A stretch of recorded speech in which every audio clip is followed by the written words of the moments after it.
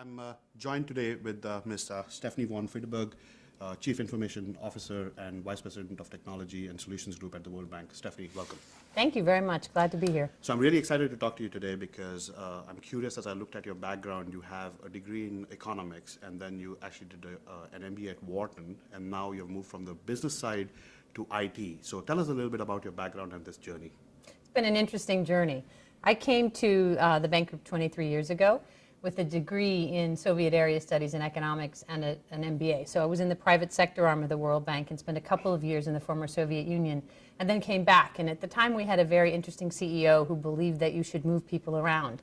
And he had 100 technology investment staff, all men, and he decided that he ought to have a woman run that group. So I sat down in the chair and thought, okay, how did I get here?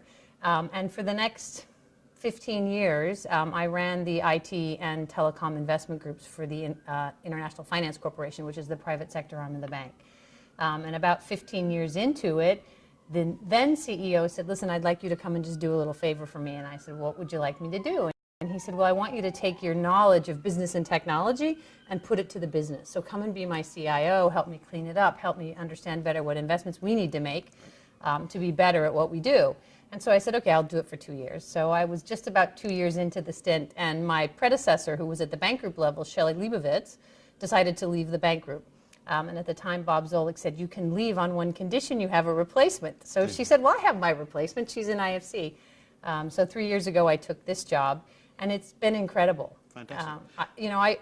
We've talked a little bit about this, but I read a lot about what CIOs should do, and the literature is really moving in the direction of away from technology and closer to the business, because that's how you can partner from a strategic perspective. Right. But you have a pretty difficult business to handle because you're spread all over the world. And so as CIO, how are you ensuring that all this data and information that's flowing through, especially in countries where they do not have as much of critical infrastructure as we have in the developed countries, how are you handling that? So we have developed a very interesting strategy, which is one, cloud first. So we're moving into distributed data in different data centers through our different cloud providers. And two, everything we do from the worst country to the best country. So every application we build, every piece of equipment we put out, we actually start in the worst countries with the smallest pipes, some of which we still have 15 countries on satellite as primary link. So we start and then we work back in and say, okay, if it'll work there, it'll work in Washington. And we've been very good at trying to begin to create a mobile workforce that's more capable of working in some of our most difficult countries. Right. And so you're, you have a very interesting background, again, coming back from the business world.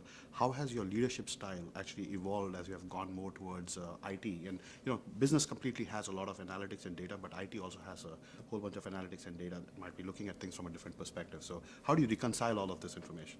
So bringing the data that the IT guys create that has to do with value that they're generating for the business and showing the business where there's value. So if I can show someone there's uptime in a data center and it's 99.98, right? We've done something good. The IT departments have never been very successful at showing the business that's where they're adding value. So linking the two together, linking the spend that we need to replace antiquated equipment and to upgrade where we are to how does that add business value, I think is one of the most important things that I've brought to the table.